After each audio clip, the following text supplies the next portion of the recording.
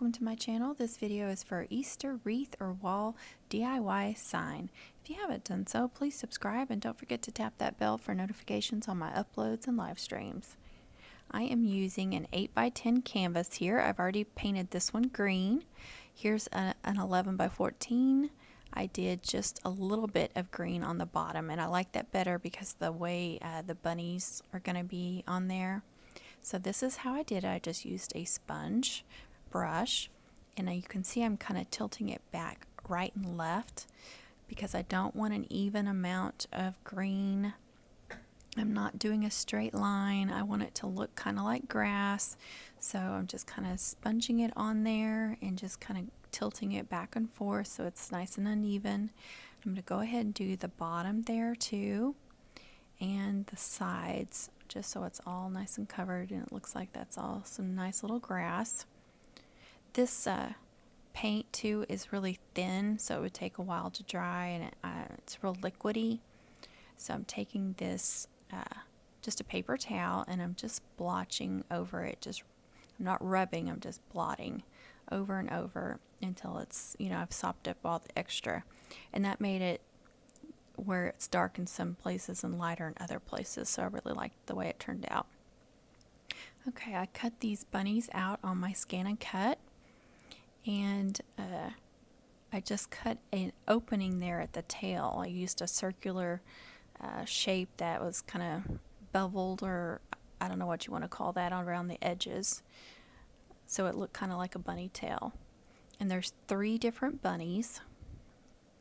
Their ears are doing little different things. They're almost all the same.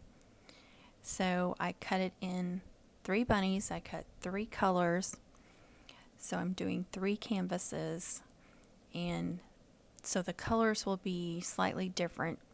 Which bunny will be in the middle, which one will be on the left, and which one will be on the right.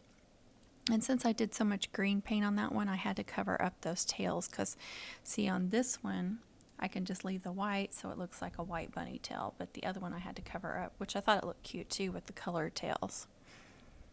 So just rubbing that on there. This is outdoor vinyl, so it's permanent vinyl. And I just want to rub it on there really good, make sure it's nice and secure on there. This one I have a lot more room. I realized I put the wrong yellow on there, so I'm putting the right one, and then I'm going to peel that off and put it on my last canvas. Here we go. Since I did a pattern, I had, a pink one will fit on the middle of one, the right of another one, and the left of another one. If the bunnies were all shaped the same, then it wouldn't matter, but their ears are all different, and I want one of each on each of these canvases. And I kind of had to move them around. Sometimes they were slanted, so it's not hard to remove it. When you're first applying vinyl, it removes very easily at the beginning. It's the longer it's on something, the harder it is to peel off. So I just wanted to make sure that the white was showing through on this one. So they had white bunny tails. Just rub it on there real good. See, they're both very, very cute, a little bit different looks. Now I'm going to add some twine to this one for a hanger.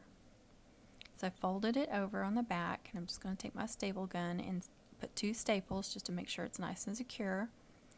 So I'm just making a hanger on it, so you could hang this on the wall, or you could attach it to a wreath even with that.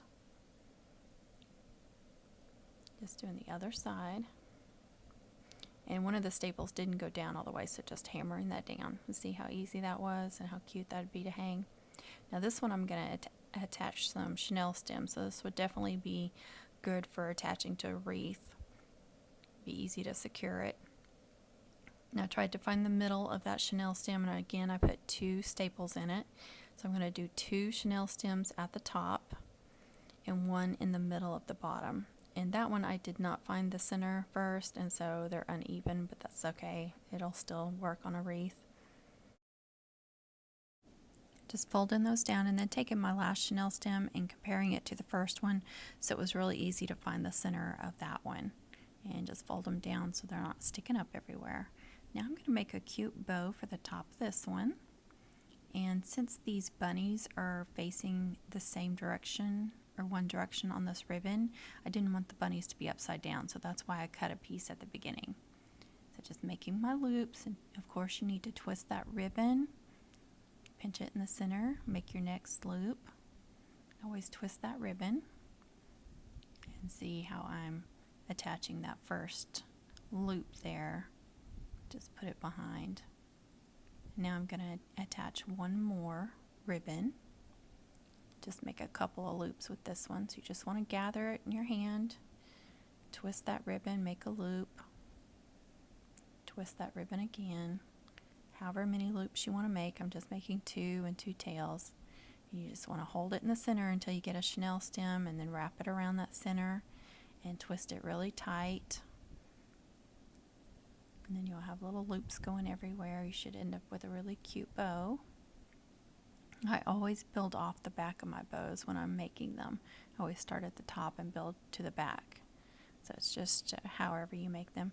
You could staple these chenille stems on that bow on the top of that canvas if you wanted to. If you did, I would make sure that you staple it towards the very middle of the bow so it wasn't loose. But I'm going to tie it on the hanger, so I'm using twine. I wrapped that twine around the center a couple of times, and now I'm tying it to the twine hanger. And I'm tying about 3 knots so it's nice and secure, and I'm just going to leave those strings hanging as part of the bow. Then I'm going to go ahead and take another piece of twine and wrap another piece around the middle, and I'm going to put a knot on the front as well. I just like the added twine on there. It just softens it up and gives it a more little country feel. See how cute that is? It was so simple too, guys. Now on this one, I'm going to make little bows for their hair or for their ears. Make little cheer bows. They're very simple to make. They're the simplest bows to make. Just cross that ribbon over itself and find the middle, pinch it in, pinch it out, and then you can take a chenille stem and wrap around the center, give it a couple of twists, cut that off pretty short, and fold that chenille stem down so it's not sticking up, and you kind of have to shape your bow a little bit and trim off the ends. I'm going to make 2 more, and I'm using 3 different ribbons. I'm not using the same ribbon. I just thought that would be a fun little touch to this, just to give them little hair bows. One last one. I'm doing, again, those are 8 inches long, that ribbon. These are fun Easter pattern ribbons. They're just soft satin ribbons. Now I'm just going to move them around a little bit and see how I like where I want to attach it at. Before I do that though, I'm going to go ahead and add another piece of ribbon to the middle. Instead of letting that chenille stem show through, I'm going to wrap this with a piece of ribbon, the same pattern. I'm starting on the back, on the bottom. You just wrap it around. You want to glue it on there, the first piece, and then wrap it around and then glue that. And you want this to be on the back side of the bow. You don't want to be able to see any of this on the front side. So just carefully glue that down. Make sure it's sealed down good. And look how cute that looks. Now to glue this to the canvas and vinyl, I'm going to use a little E6000 and hot glue. The E6000 will make sure that it stays on well over time, and the hot glue will make sure that it stays on quickly. So both, and you can see I kind of changed the bows up a little bit where I attached them on the ears. Now I'm going to add some pom-poms to the tails. That'll just add a nice another 3D effect and give it a little cute look. So again, I used E6000 and hot glue on those. Thanks for watching, everyone. I hope you enjoyed this video. Don't forget to subscribe and tap the bell for notifications. Comment, share, like, and please be kind with your comments, and please be kind to others. And happy Easter, everyone.